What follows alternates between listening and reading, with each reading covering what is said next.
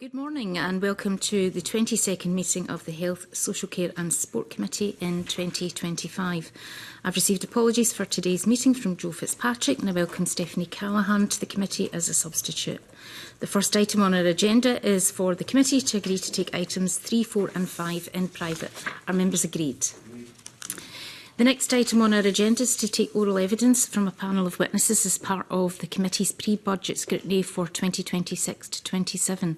And I welcome to the committee Professor Neil Craig, Professor of Public Health Economics, Glasgow Caledonia University, and Dr Danny Ruta, Consultant in Public Health, NHS Grampian. And we'll move straight to questions.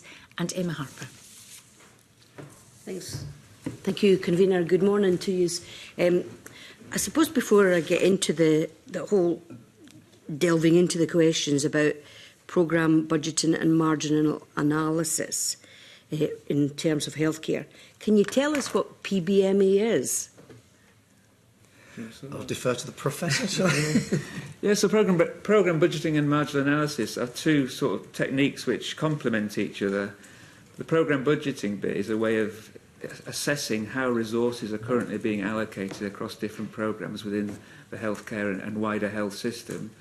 And the marginal analysis is then a process by which you reflect on where resources are currently going, posit possible changes in those, spending more in some areas, spending less in other areas, and then the marginal analysis is the process by which you assess the strengths and weaknesses of those different either expansions of resources in particular programmes or reductions in expenditure in particular programmes. So it's a process of understanding where resources are currently going and then sifting through the strengths and weaknesses of different ways of changing those existing programmes in terms of criteria that ideally would be drawn up by the people involved in that decision-making process, often with a health focus, but also often reflecting on other potential consequences of health spending decisions. So it's basically a priority setting process that very systematic, or tries very systematically, we'll probably come on to whether it can or not, but tries very systematically to assess where resources are currently going and what the costs and benefits of changes in the way in which those programmes are currently funded. Okay. I guess the thing I would just add to that is its attractiveness to healthcare, particularly the NHS, is that, you know, if you've got a fixed finite budget, then you're essentially dealing with scarcity, and any expenditure on service A means there's an opportunity cost, there's a sacrifice that you haven't been able to spend that money on service B. So it embraces the notion of sacrifice and opportunity cost, which is a bit of an alien concept to doctors really, and many NHS managers, to be honest. But it's essential to be able to make the best use of the resources available within a healthcare system, which is what makes it such an attractive approach in theory. Okay, so I forgot to mention right at the beginning, I am still a registered nurse and I'm a former employee of NHS Dumfries and Galloway. I've been a nurse for like 35, probably about 40 years now, and I'm a type 1 diabetic with an insulin pump, so that's part of the process of investing in better blood glucose control using diabetes technology would then reduce the requirements for complications that then lead to dialysis and eye problems that need laser and then other complications of diabetes, for example. Is that where PBMA can be used then to say, okay, if we invest in insulin pumps and all the devices that are needed with it costs money, but actually it reduces the spend in terms of complications? Yeah, so that's a sort of issue that might come up in the marginal analysis. So if you'd looked at a programme and one of the suggestions that the programme should expand to fund more of the sorts of services you were just describing, then you've got to weigh up the costs and benefits, the advantages and disadvantages of the expansion into a service area.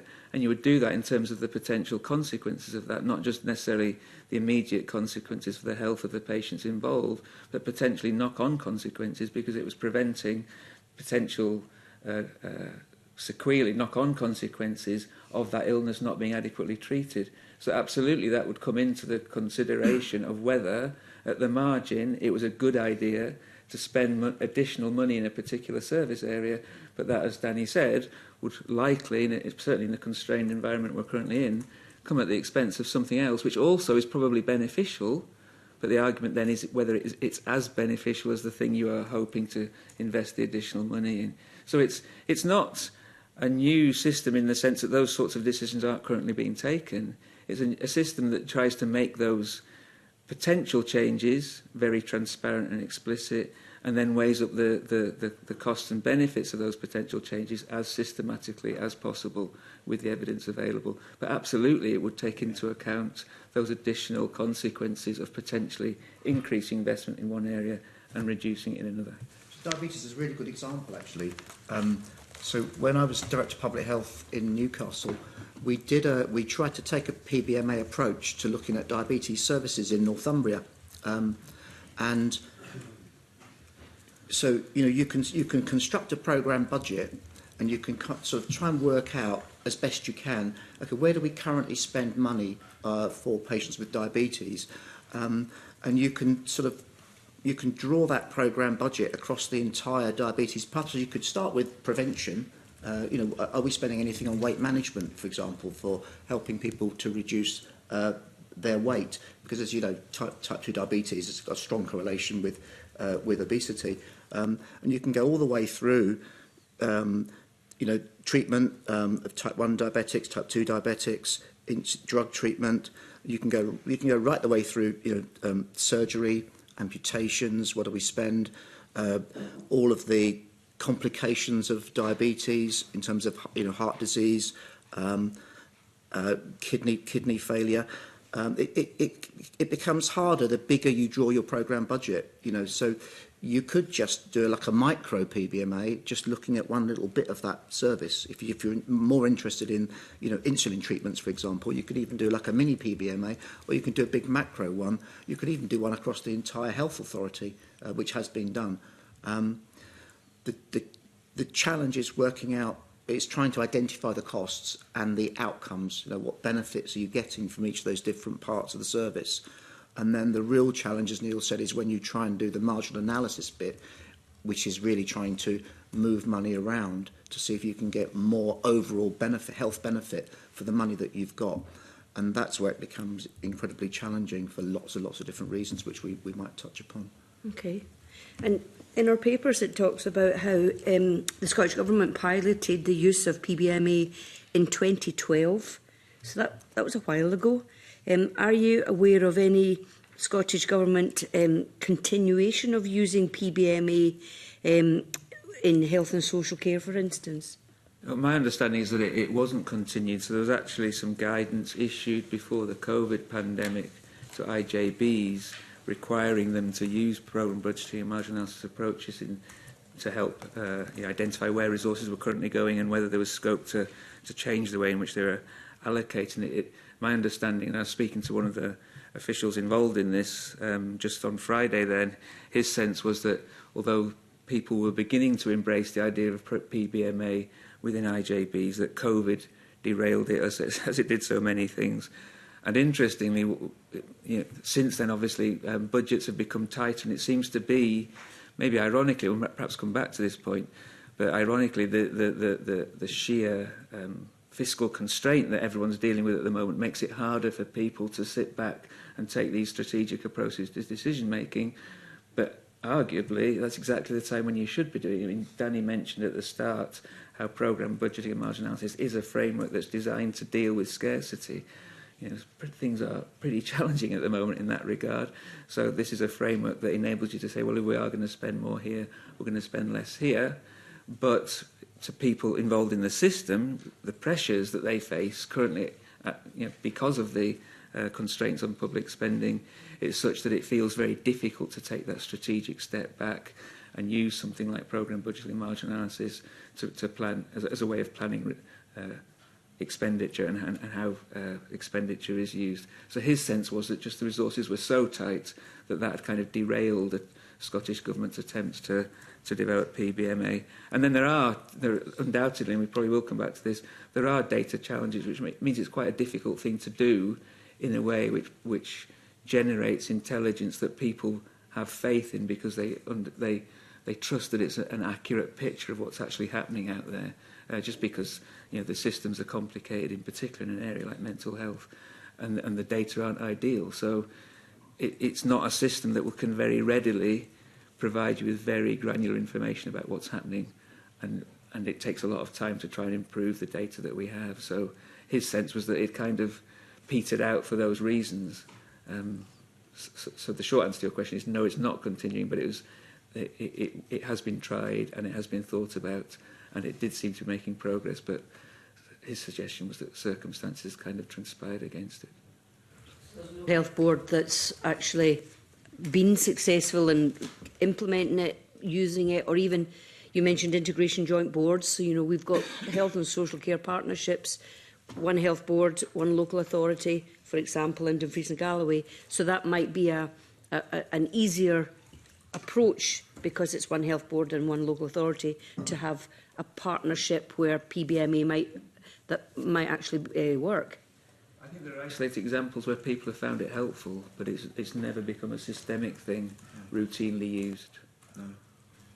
We were talking earlier, Neil and I, because we both, I think the first time we ever did PBM exercises was in the early 90s. I did one in Tayside, Tayside Health Board, looking at children's services.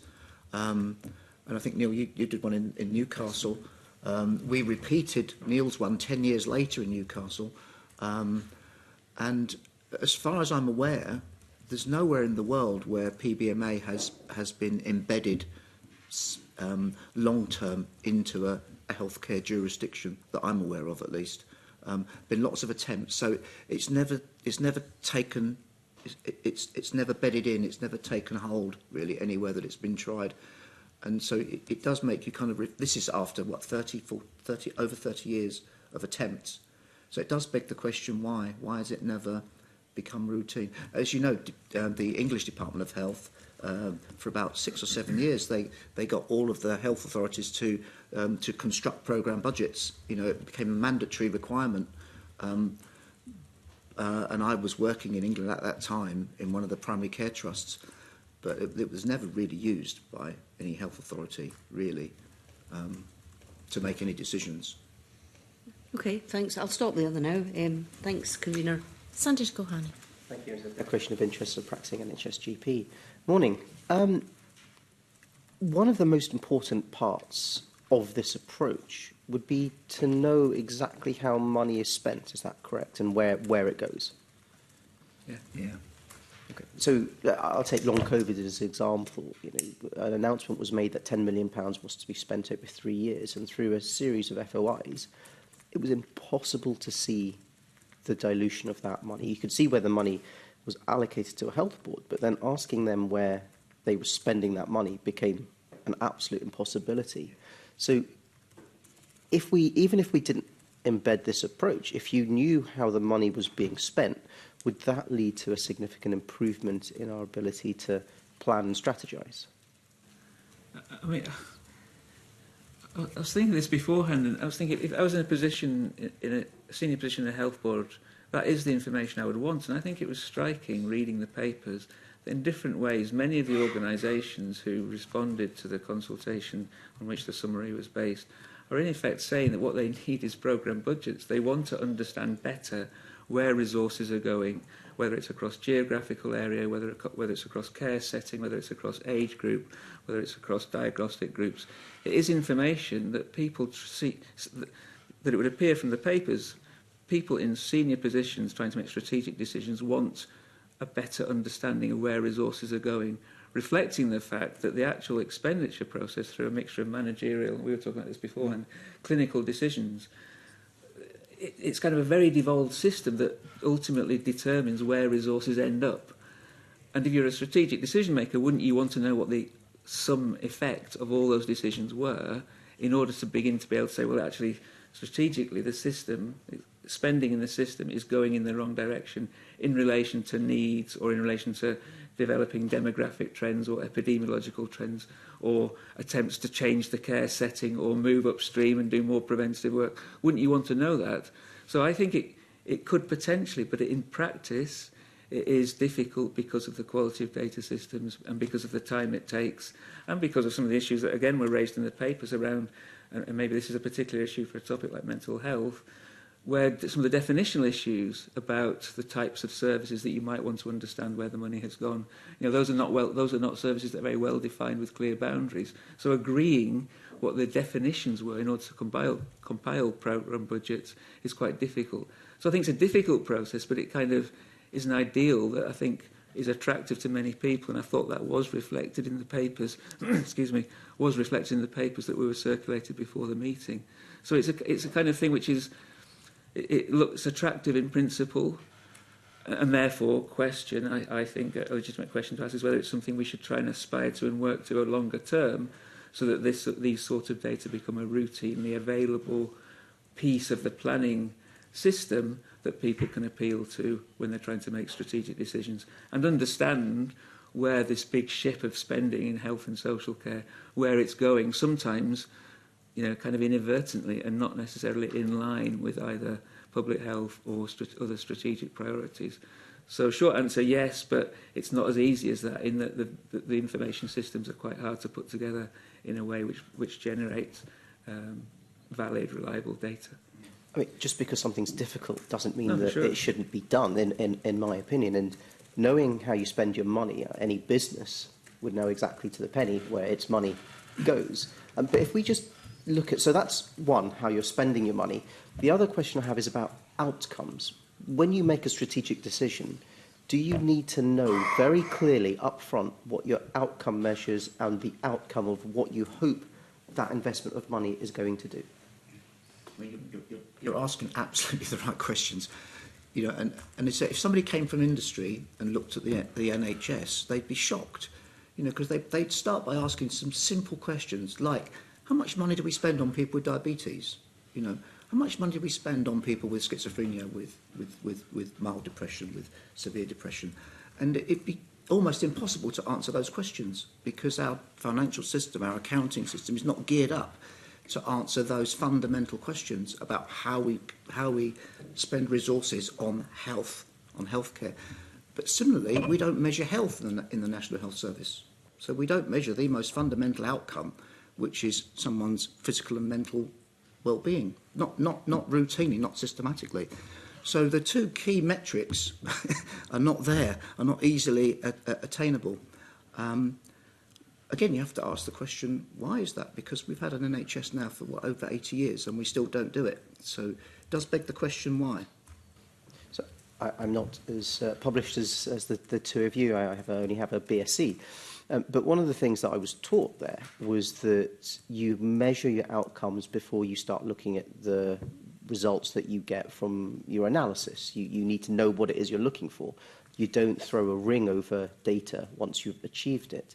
So I want to move into something. So we're talking about this top-down approach, and one of the areas has been alcohol spend. So when we look at the way that we've done minimum unit pricing, it wasn't abundantly clear to me what the outcome data was prior to going into finding results and then deciding what it was that we found for the money we've spent. So that was given as an example of sort of a PBMA type of approach. What do you think about that, and how would you have gone about doing it from a PBMA point of view? I think I'm not sure that that's an example of what you're concerned about there, in the sense that there was always a commitment to reduce alcohol-related deaths and alcohol-related admissions.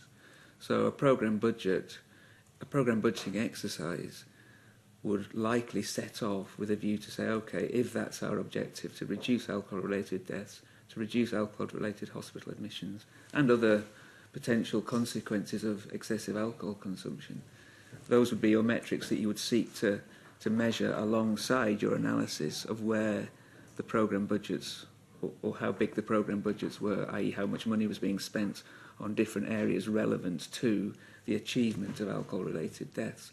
So without wanting to get into the alcohol example specifically, I would argue that it is likely, and if we go to the mental health example, that something like reduced suicides might be a long-term, or not a long-term, a strategic goal of increased investment in mental health services, alongside myriad other potential outcomes.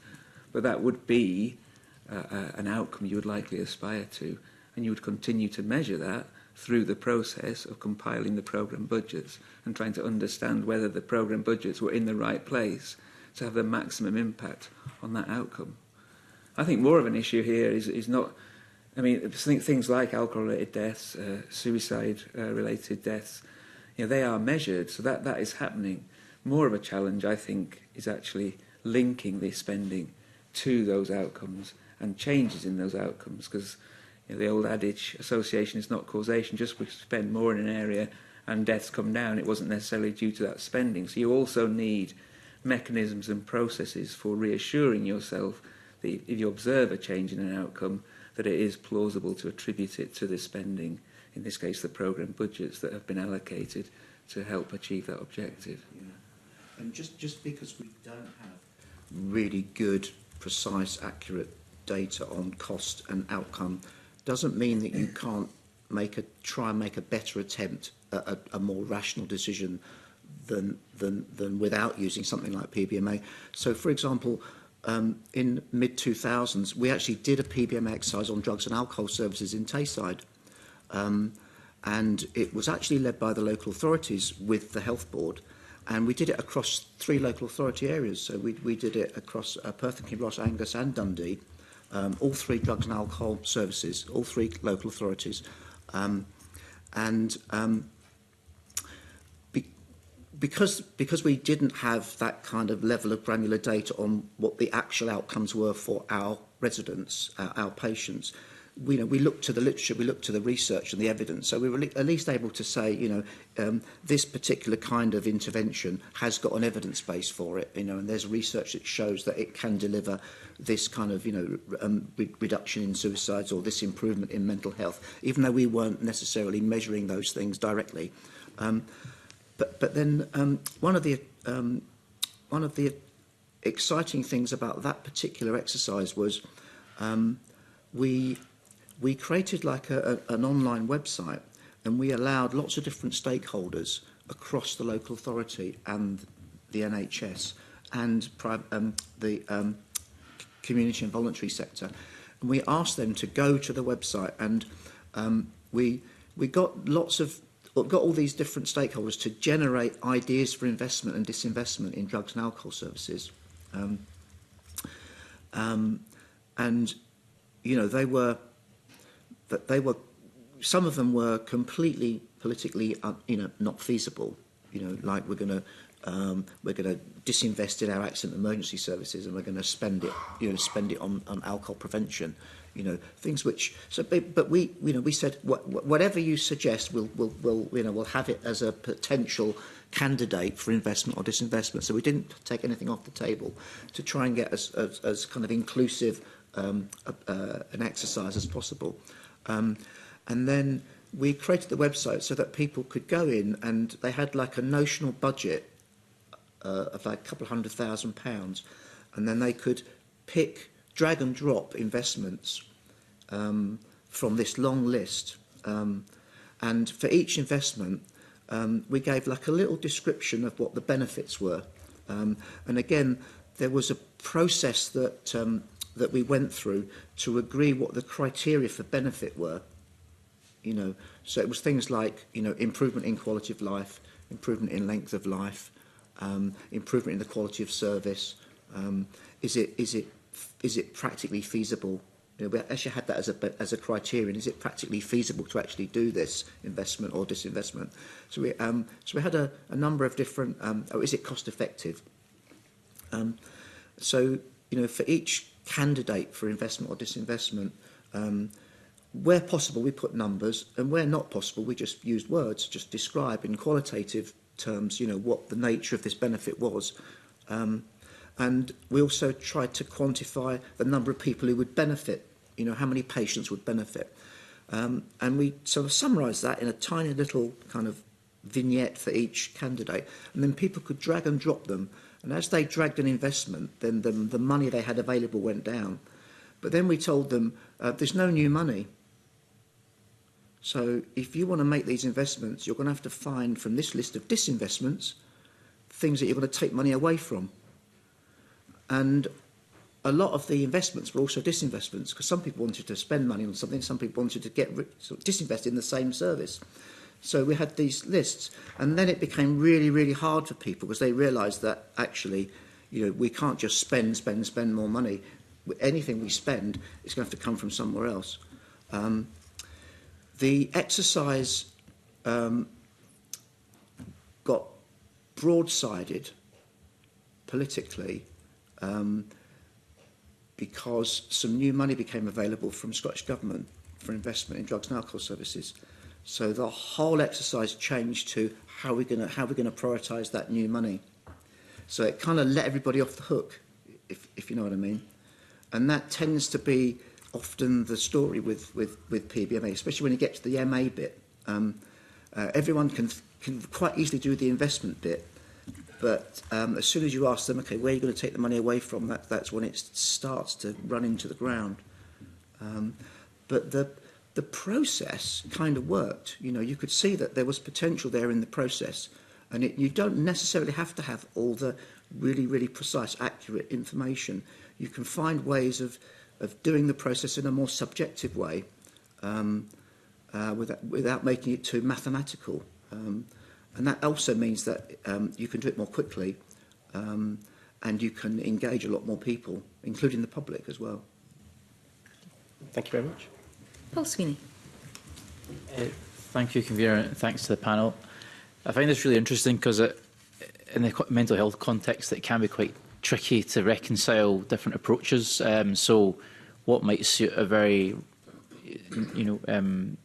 logistically rational top-down approach to, say, a diabetes screening programme or a vaccination programme might not work as neatly with a mental health programme that might have much more gradual and interrelated impacts on things like housing, urban planning, community employment and training and so on.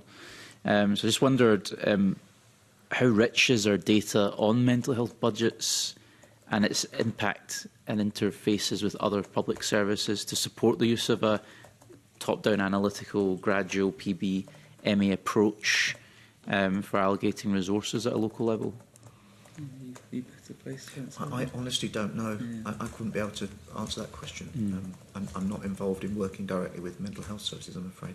Okay, and just from your own perspective, I mean, I'm thinking from an urban planning perspective, which is a personal interest of mine. An American urban planner in the 60s, Jane Jacobs, contrasted cataclysmic money with gradual money, and this idea that suddenly you would have a big influx of capital spending to do something like slum clearance and building a new housing estate, with actually gradual community-based investment over a longer period, which might preserve a lot more rich, organic, intangible activity, which is valuable, but because it doesn't trigger signals that might be recognised by urban planners looking godlike down on a situation, they might see a simple solution as build new housing might be the thing that's a solution, but it's actually destroying rich activity and value in the process. I'm just wondering, from your own perspectives on how PBMA works, whether there are risks in its use in a mental health setting, given that there's a much more kind of soft, gradual, and tangible aspect to how it works. I think my answer to that would be that, in a way, it's a converse of that something like programme budgeting would make plain some of those risks by documenting how money was currently being spent. So I think one thing that was striking in the papers is just this description of a very kind of complex, fragmented delivery landscape, but in which many of these fragmented services are probably very highly valued by local communities and local groups in receipt of those services, third sector organisations. And it's important to understand the extent to which mental health services are delivered through those mechanisms alongside some of the more traditional statutory services that might be delivered through traditional health care settings like hospitals or other clinics. So I think part of the purpose of programme budgeting is to make it very transparent that is how services are currently being delivered, with a view to then inform strategic decisions about whether that balance was right. So I think, in a way, one of the purposes of programme budgeting is to try and respond to the sorts of risk that you're highlighting there, to make it very clear how services are currently being delivered. The challenge is whether you've got the information to do that accurately. And the paper's also referred to some of the challenges in that, in terms of things like what are the right definitions to use to define different programmes of care relevant to mental health services and mental illness-related needs. How do we define those services in a consistent way, such that those data can be compiled in a consistent way across different geographical areas and across and over time, so that you get accurate comparisons between areas and from year to year. So in principle, programme budgeting is in a way precisely defined or precisely designed to do what you're talking about there, to make it very clear where resources are currently being spent with a view to assess whether that's appropriate. But it's just challenging to do, and probably particularly challenging in mental health services because of the nature of the services that are provided. I think Neil's absolutely right. I think if you applied, I'm only thinking theoretically, but if you applied programme budgeting to mental health services or mental health programmes, it would flush out some quite startling disparities.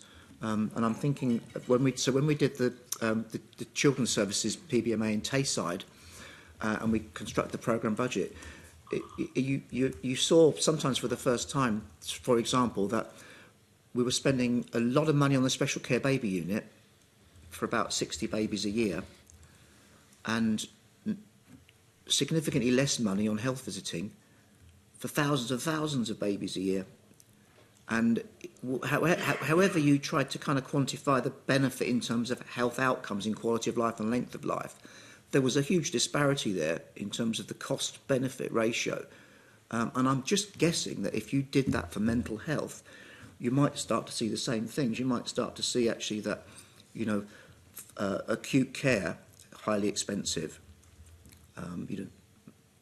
management of inpatient management of schizophrenia, for example, versus prevention, mental health prevention and mental public health, which could potentially, is very, very cheap and cost effective, but we don't spend a lot of money on it.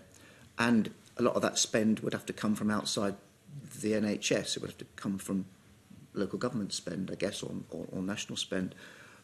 So PBMA starts to flush out some of those issues and disparities, and leaves you to kind of have to, make some difficult judgments, or decide what your criteria are. So if you take the special care baby unit example, it's not just about the total amount of quality and length of life, is it? It's about equity and having the chance of life as a criterion of benefit, as opposed to just the number of people who are given a chance of life. So there's issues around equity and access that can be benefit criteria in a PBMA exercise that might justify why you might spend an awful lot of money for relatively less benefit on one area than you do on another area of mental health, because you're taking those other criteria into account. I just wonder if there are maybe risks from a mental health perspective in how you calculate cost avoidance, because you're trying to prove a negative, which is hypothetical in some instances. So by, focusing training on or supporting people to stay in a home setting with, cooking skills, lifestyle skills, companionship, that may avoid addiction, it may avoid entry into the justice system. But it's very hard to hypothetically, say that saved the country X thousands of pounds because we've invested a relatively small sum now to stabilise someone's situation. I mean, anecdotally, I was in Barlinnie 2 weeks ago, and the governor was talking about a young man that was back in on a short sentence because he was so humiliated that he didn't know how to pay his rent, that he ran away from his accommodation and took drugs and ended up back in the prison. And it's like, well, if someone had been there to support that young man to deal with the stress that of a setting that most citizens would be able to deal with, but he couldn't because he hadn't, been brought up in a way which he was taught that sort of stuff. How do you prove that, really? Because it's particular to that individual, but it's created a spiral of costs for the country that could have been avoided. But it's hard to put that into a spreadsheet. You know what I mean? It is, but those decisions are being taken anyway. So what programme budgeting tries to do is to make transparent that, those decisions are being taken, in the sense that it would highlight how much we are spending, for example, on the rehab of people, in the hope that when they are discharged, released from prison, they do lead more fruitful, productive lives, more stable lives away from crime. So what programme budgeting would do is identify how much we are currently spending on those services, and the marginal analysis phase would then be, well, if we think it might not be enough, for example, it's been diminishing over time, or it's very different in different geographical areas, such that it might justify spending more on that area, the marginal analysis would say, well, what are the likely costs and benefits of spending more in that area, and what would be the opportunity cost in the sense of the services we might need to withdraw or spend less money on in order to fund that expansion in that area. So what the programme budgeting marginal analysis process is doing is just trying to surface those sorts of issues and apply whatever evidence we have to an assessment of the costs and benefits of making decisions to address those issues. But those issues won't go away just because we choose not to do PBMA. PBMA is not making these challenges more challenging. It's hoping to shed some light on them such that we can make them in a more evidence-informed way. That's not to say that it doesn't have its own challenges in terms of the availability of data and evidence, but it's, in principle, it is trying to address the sorts of concerns you're voicing there in terms of particular groups, perhaps particularly vulnerable groups, not having their needs met because they're a bit invisible and because we don't have perfect evidence to inform decisions we might take to improve upon those services. And who would own the gathering of that kind of data? Does that need to be at every level that that data is gathering? Because often you get this dispute between central government, local health boards, etc., about who's responsible for gathering that kind of information. And is it always appropriate for transparency, such as putting it in the public domain, so that there is that accountability about the data picture? Yeah. So there's different ways of doing programme budgeting, but a distinction that's often drawn is between macro and micro. So you might want to actually do it at different levels. You might want strategic information that's at board level for broad service programmes and be comparing the programme budgets for those broad service levels across health board areas, in which case you'd want to do it on a national level according to agreed definitions.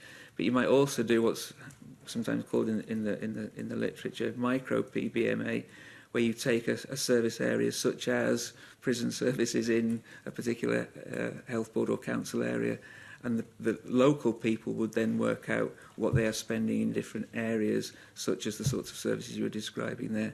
And it would be a local exercise in terms of then deciding what, if anything, should change in relation to the local programme budgets. So it really depends on what you're wanting to use the programme budgeting for, and the sorts of decisions you want it to inform should determine the level at which you carry out the analyses. Elena Best.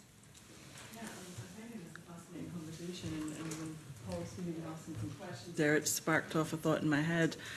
Previously, I was CAUSE's community wellbeing spokesperson, and we were looking at how we were ending homelessness, and we had decided that the approach would be rapid rehousing transition plans, and that's round about the same issues that Paul Sweeney was just speaking about. Now, you kind of answered it when he asked about who's responsible for it, because my question was going to be about how do we ensure that the strategy is actually, across all the levels of where you need those decisions to be made. So I was actually arguing to health and social care partnerships that they would need to release some of their funding, which didn't traditionally sit within housing, but the argument was that this reads across everything. So how do we actually make sure that that can happen? Because if every department's doing their own programme budgeting and trying to figure out the marginal analysis of it, for those, debating between acute spending and preventative spend, how are we making sure that the read across is there?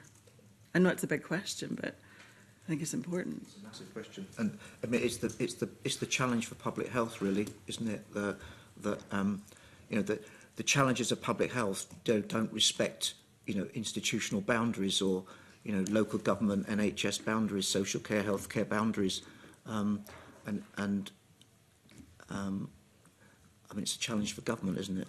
Really, it is how do you allow money to be transferred across budgets? The more you're able to do that, probably the more overall benefit you're going to get for the resource that you have available. and the more siloed you are, probably the more inefficient is going to be your use of resources. But It is a really good question in the sense that if you have lots and lots of micro PPM exercises in areas that stand alone from each other, it doesn't answer the strategic decisions faced by the board. So in a way, I think the only solution to that particular challenge is that the board would be doing programme budgeting across the entirety of its services, such that the board could then make decisions to invest more in one area and less in another. But it would still run up against the same small p political challenges of doing that, in that nobody wants to relinquish resources in the area to serve and enable the board to invest more in another area. So it's important to be clear about the limitations of PBMA. It does not solve those problems.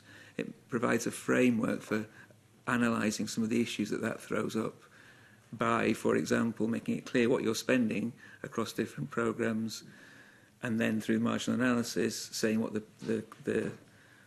costs and benefits of different ways of expanding or contracting those programmes might be. But in terms of the change management issues that would flow from that, in terms of making those strategic choices to shift money from one area to another, programme budget and marginal analysis doesn't answer those questions for people. It is a framework for deciding whether you want to try and address some of those challenges by reinvesting more money in one place rather than another. It doesn't overcome the challenges, other than by providing a clearly worked out and transparent rationale for making those changes. And do you think that framework then would actually be of benefit to community planning partnerships? So if we think about the wider local community planning partnership in each local authority area that's striving for the same aims, if they applied that type of PBMA approach to all decision making that affected collectively things that they were working on, that could be helpful. Well, including mental health, including drugs and alcohol, including health visiting, everything that they're involving in for population health. Well, I think so, to the extent that these are very challenging decisions in terms of the politics of it, and in terms of wanting to be absolutely clear that if you are shifting resources from one place to another, where there will be losers, that you have a clear rationale for that. It's based in evidence. And also, another point to make, relevant to Mr. Sweeney's question, where I think Mr. Sweeney had a sense that this is a top-down exercise. Well, the marginal analysis is absolutely not supposed to be a top-down exercise. It's supposed to be an exercise that involves different stakeholders in the process of scrutinising the programme budgets, agreeing criteria for changing the programme budgets, reviewing the evidence that's brought forward to look at the costs and benefits of these changes, and through doing that, get a degree of legitimacy for often what are very challenging decisions to make. And change management is a bit easier. It's not easy, but it's a bit easier if you have if you've legitimised the changes you're seeking to put into place. But it's absolutely not a panacea, and it's not a quick fix in the sense that it gives you a ready answer to these questions.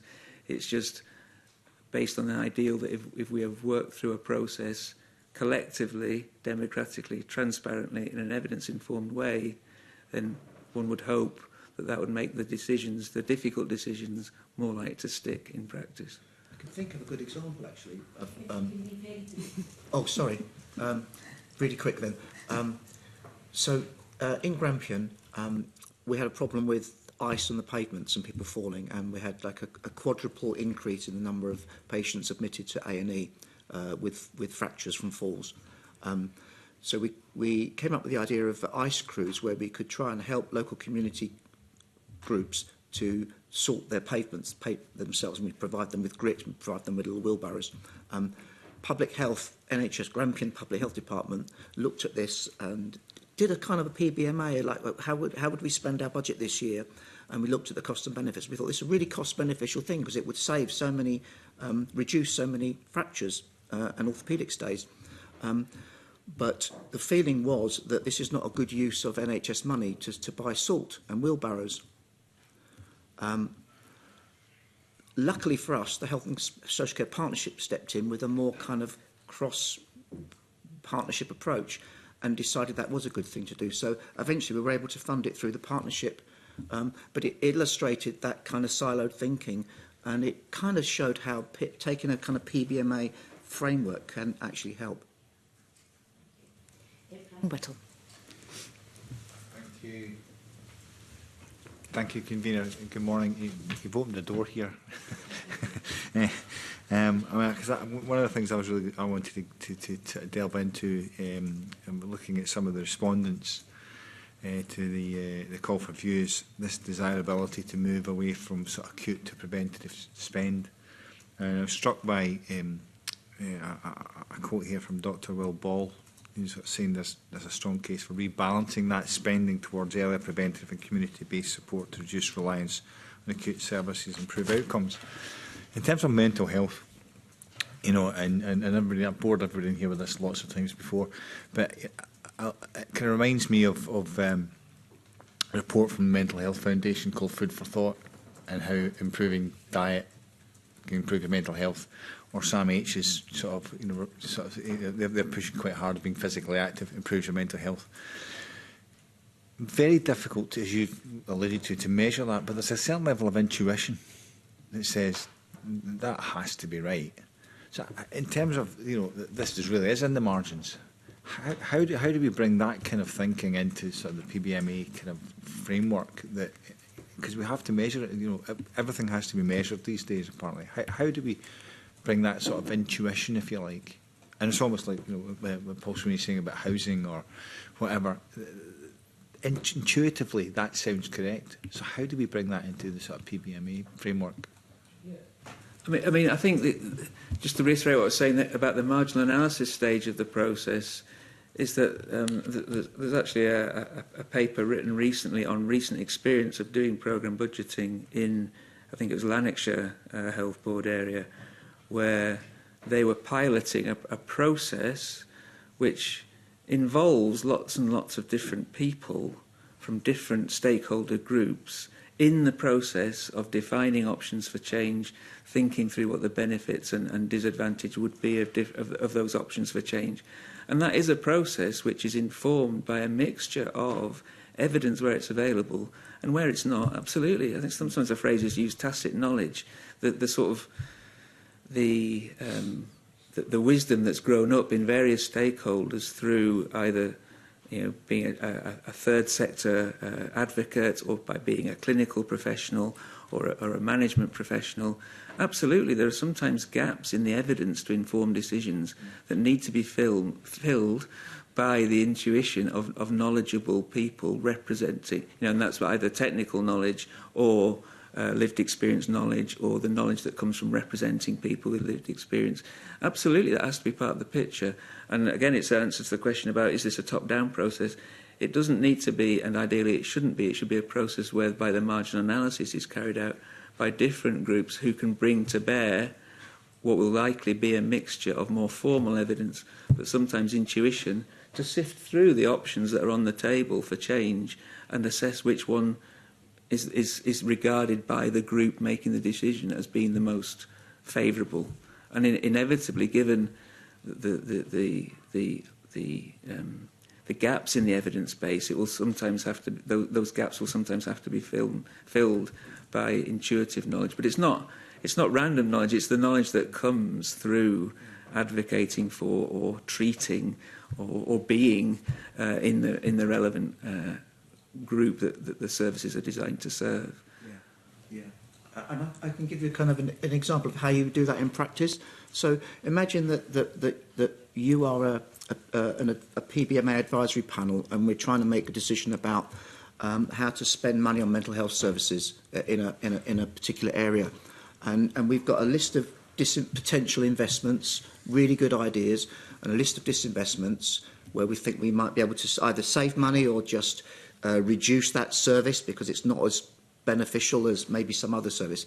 So we could actually do this in one afternoon quite easily, as long as we've done a lot of homework. So we would try and, on one sheet of A4 paper, describe each candidate for investment or disinvestment, and where possible, we'd put some numbers on. If we had some research that showed that, you know, this particular intervention leads to, you know, leads to, you know, X%, you know, reduction in suicides or whatever, or improvement in mental health, and then I would take the first one, the investment one, and I'd stick it on the wall there.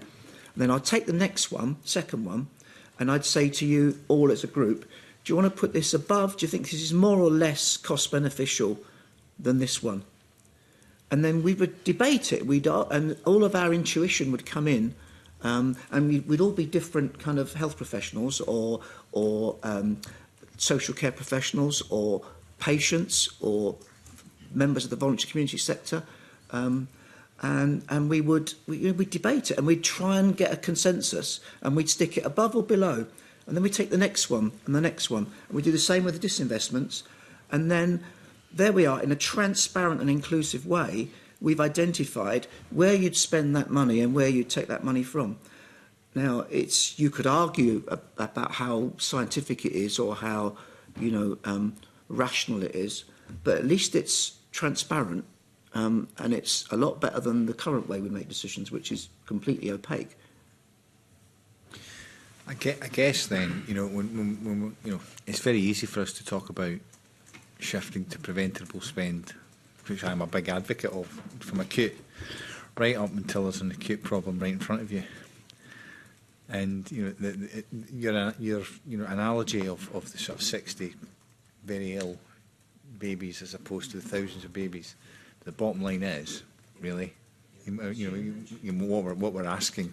So, how do PBMA? How does that help us shift incrementally towards that preventable spend? Because the trajectory, I think, of the acute in front of you inevitably leads to less preventable spend, so more people needing acute, and it's just this ever decreasing circle. How do we utilise what we're talking about here to try and reshape the way in which we think?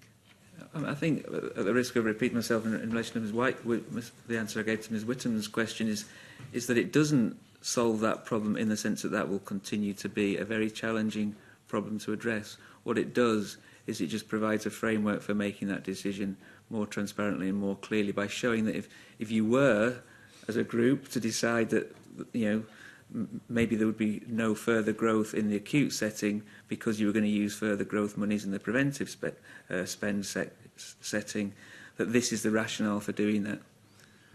It is a decision-making tool. It does not make that decision for you, and nor is it a change management tool in the sense that it provides a ready way of leveraging the money out of some of the very sensitive acute areas into other areas. The challenges in doing that would absolutely still exist.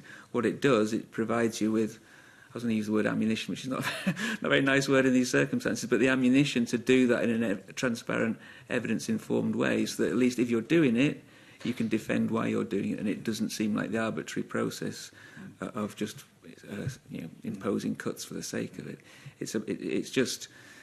It's about making these decisions more transparent and as evidence-informed as they can be, but it doesn't solve some of the challenges that you're highlighting so clearly.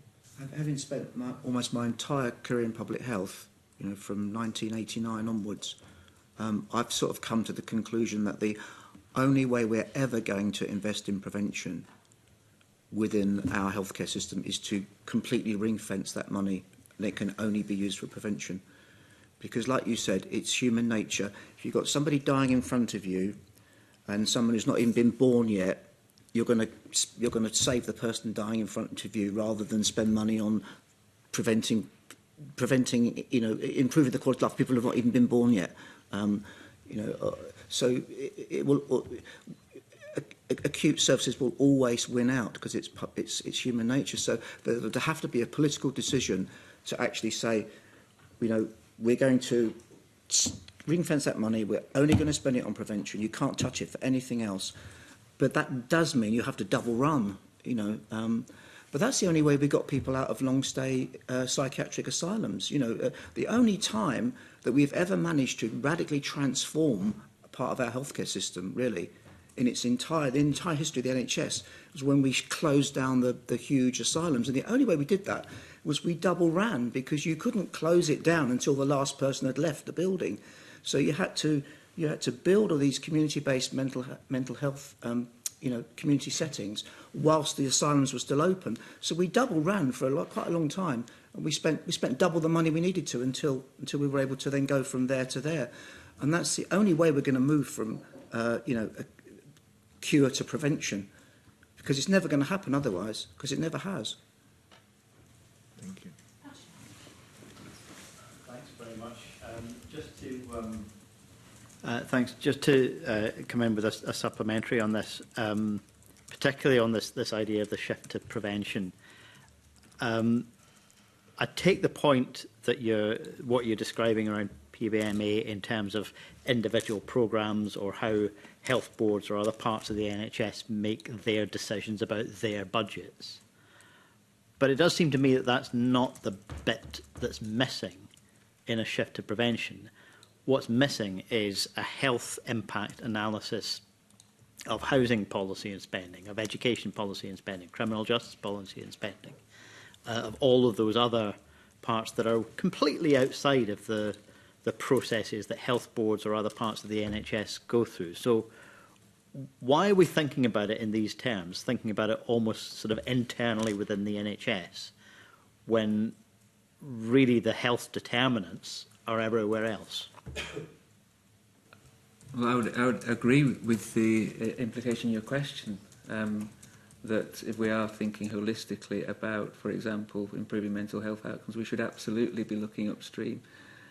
In terms of the topic of today's meeting, which is programme budgeting and margin analysis, you could use the same logic and say, what are we investing upstream, acknowledging where there is evidence, for example, investment in housing, say, is likely to be improving or likely to have a positive impact on mental health outcomes. Surely we should be including that in programme budgets. Absolutely. The logic, I think, is exactly the same.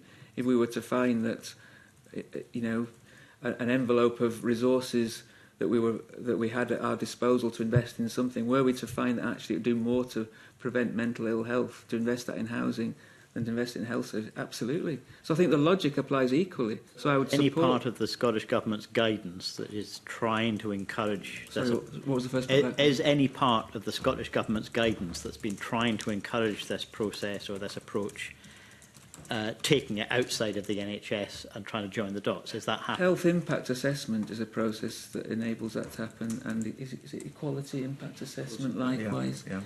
They're Well, pretty obviously- patchy though, aren't they? Sorry? They're pretty patchy though, aren't they, health impact assessments? Across government? It's not. As I understand, it's not done retrospectively in relation to the huge amounts of money already being spent, but new policies and programmes are required to go through it. So, yes, I would agree with the implication of your question, Mr. Harvey, that absolutely, if we are thinking about preventative approaches to problems like mental health, and inequalities in mental health, we should absolutely be looking upstream and thinking whether the public purse rather than the NHS purse is going to places that will do as much as it can to prevent. Totally agree. But programme budgeting, not ironically, but in relation to today's conversation, the approach of understanding whether we are spending enough upstream would apply equally if we adopted that approach. Yeah, absolutely. So you could take a PBMA approach, like you could take a local authority and a health board together, take their combined budgets, create a programme budget, and then if you could get them both to agree that their desired outcome is to improve quality and length of life and quality of life chances, that pretty much covers all the outcomes that a local authority and a health board want to achieve. So if you get them to agree, right, let's identify those as the benefits: quality of life, length of life, and quality of life chances for our residents. And you look at where you're spending all that money and you say, okay, where could we invest and disinvest to maximise quality of life, length of life, and quality of life chances for our population? That would be a wonderful use of PBMA, and you would start to reduce suicides by providing fuel subsidies or housing subsidies, or you'd be using lots of innovative, creative ways of spending the money, which would have consequences for mental health improvement. And what is, in a way, the logic of things like single outcome agreements and community planning was to get partners whose collective actions impact upon outcomes that they may not have been traditionally held responsible for, to get them involved in those decisions, recognising that, in this case, for example, local government is absolutely instrumental in determining community health and well-being. Okay, thank you. David Tromps. Thank you, Convener, and good morning to witnesses. In a survey carried out by a committee, a number of IAs especially stated that they were not making use of this guidance. So if PBMAs is not being used, are our witnesses aware of similar approaches to resource allocation being actively used by Scottish Health and Social Care Service? And how can we encourage better use, application of PBMAs within the health and social care sector?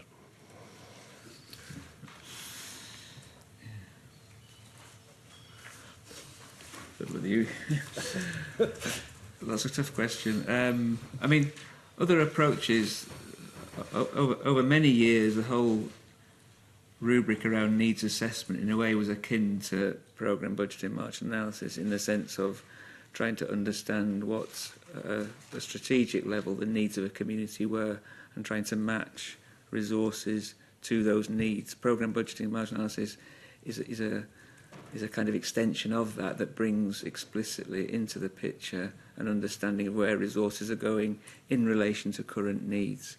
In terms of how to make those sorts of strategic approaches, whether it's a more, better resource needs assessment or fully fledged PBMA, I think it can only come through the governance structures that are put in place to guide how health boards and local governments do their business.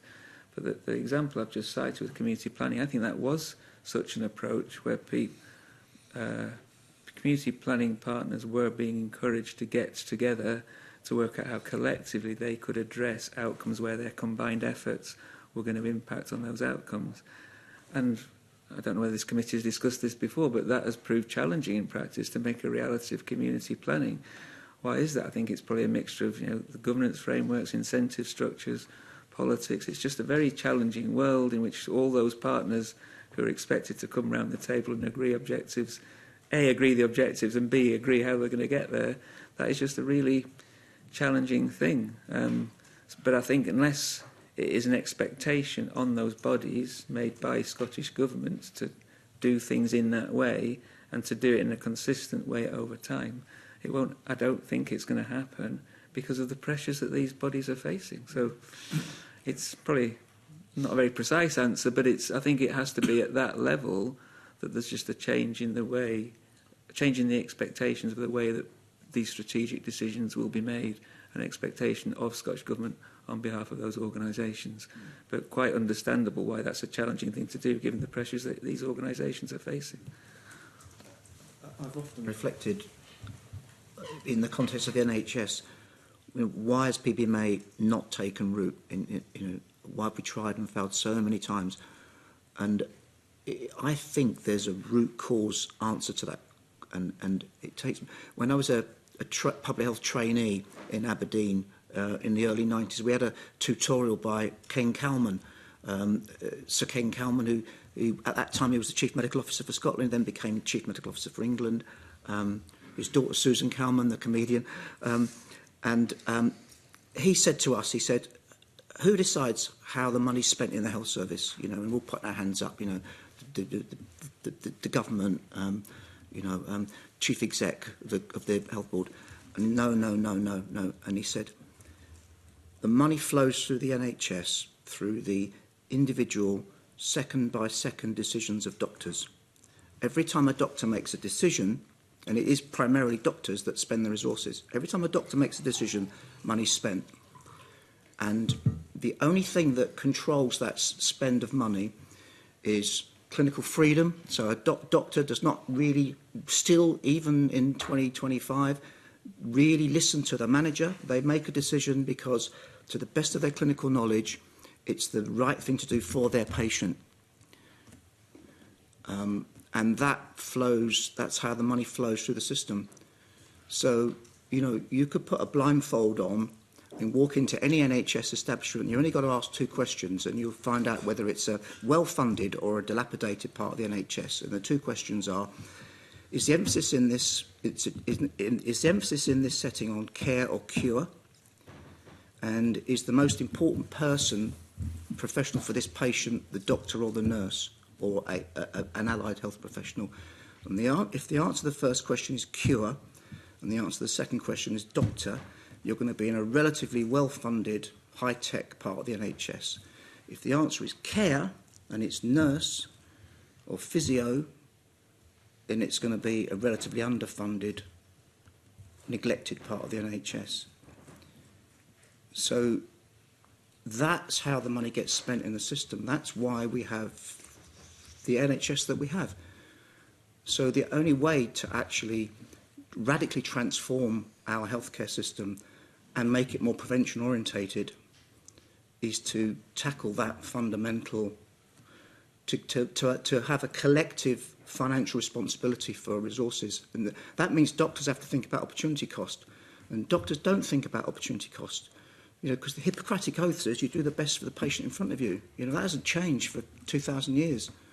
And that's the challenge for a healthcare system. And it's been the challenge, even since the 20th century, since we started to, evolve healthcare systems to be the kind of technologically advanced systems that they are today.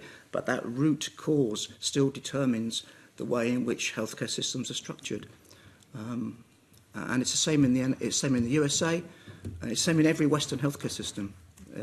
There are just kind of other differences that lead to inequities that have got other causes.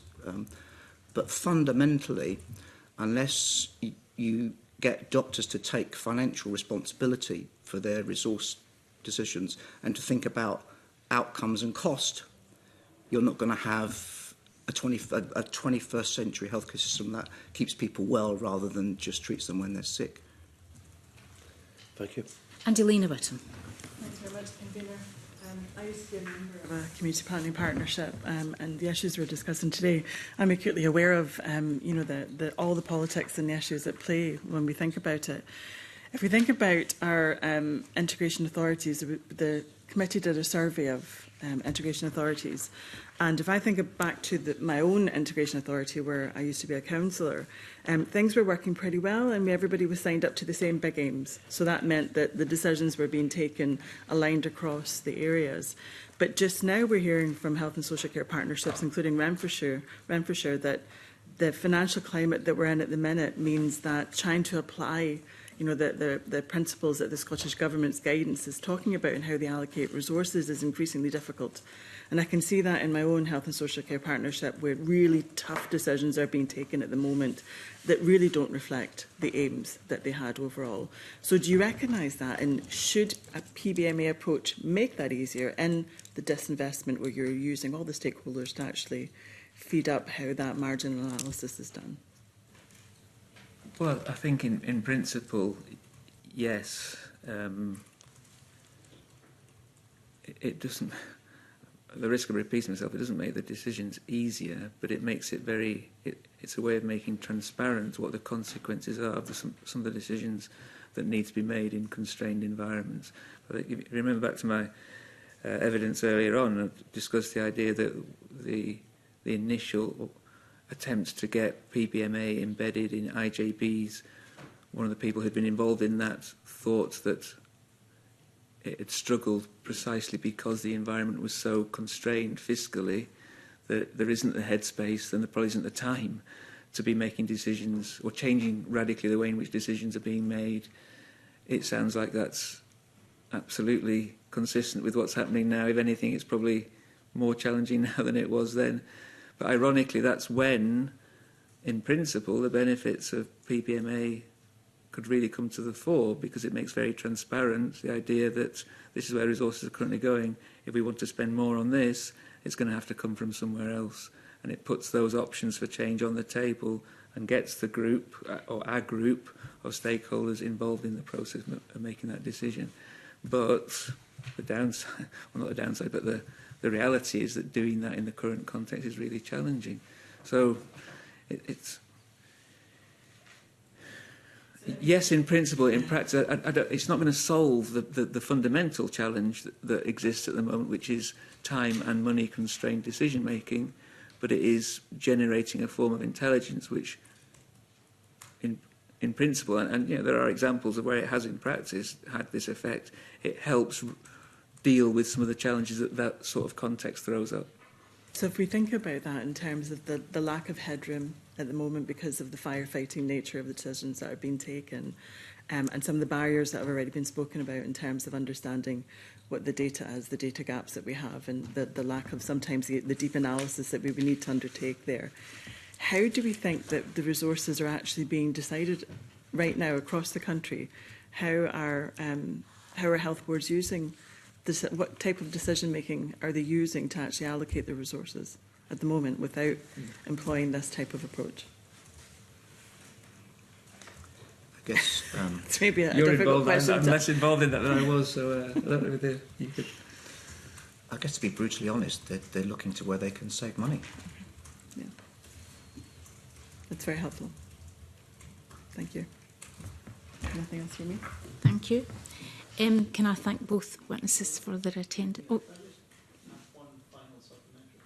you can. Thanks very much. One of the features of the way that budget scrutiny impacts on local government in particular at the moment is that the UK government sets its budget and the Scottish government sets its budget or publishes a draft. Only after it's passed does it confirm to local authorities what their individual block grant will be. And before that's happened, local authorities have to start coming up with their plans, particularly for a worst-case scenario. And what generally happens is most of those worst-case scenario plans make their way into the press, become hugely problematic, and politicians have to start saying, no, no, we won't do that. It was only a suggestion. It does seem to me that however logical the approach you're suggesting might be, whether in good times or bad times financially, the reality is that as soon as, whether it's a health board or any other body, starts coming up with all of the various potential options for disinvestment, the political scrutiny and the media scrutiny will make them impossible. Is our political landscape capable of doing what you're suggesting?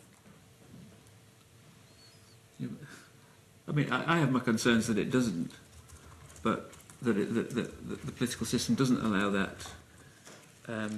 But in those circumstances, if people are being held to account for decisions, it comes down to what they feel most comfortable, what tools they have to be accountable for those decisions. Is it better to be able to defend a decision on the basis of this is why we did it, this is the evidence we have for doing what we are doing, this is the evidence that the things where we're withdrawing some funding, that the consequence will be least negative. That's the logic of it. If in practice people are so kind of time constrained, small p and sometimes big P politics constrained, that they can't make those decisions, then I think, you know, it must be a difficult position to be in, to put it mildly. So I do have a concern that the system isn't such that it can use these techniques despite their apparent appeal in terms of logic, in terms of being as evidence-based as it can be, in terms of being inclusive as they can be, in terms of getting stakeholders around the table to make these decisions. So I absolutely have the concern that it's not an environment in which that approach decision-making can thrive. But I think if I was in that position, I would want to move it more towards that direction than the current direction, because I would want to be able to defend with a good narrative, evidence-based narrative, why I had taken the decision I had taken, when some of those decisions are really quite, you know, sensitive and painful decisions to have to take. Okay, thank you. A very brief supplementary from Sanders Gilgrani. Thank you. It will be very brief.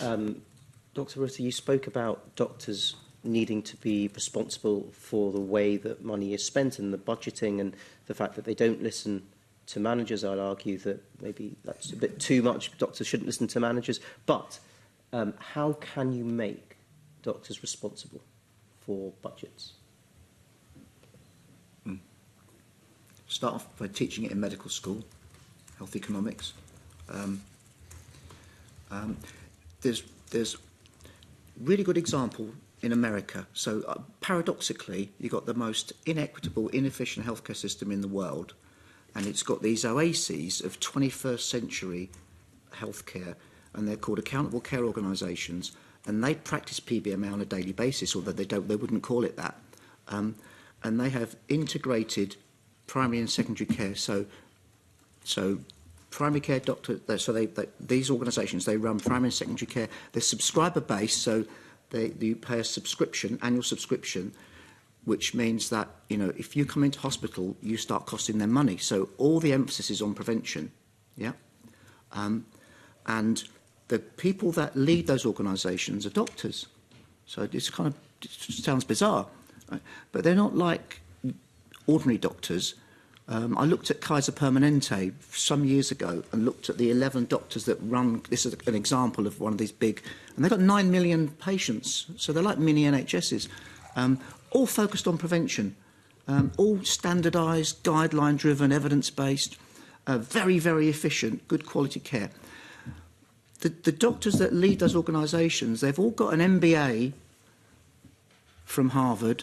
They've got a master's in public health, and they've done the advanced leadership course at Stanford, and they still practice medicine. So that's the way. You create a new breed of doctor leader, doctor manager, and they do it. They do it in these places, and you want to go and visit one. They're extraordinary places. Thank you. Thank you. Can I again thank the panel for this morning's evidence. At next week's meeting, we will continue taking oral evidence as part of the committee's pre-budget scrutiny for 2026 to 27, and that concludes the public part of our meeting today.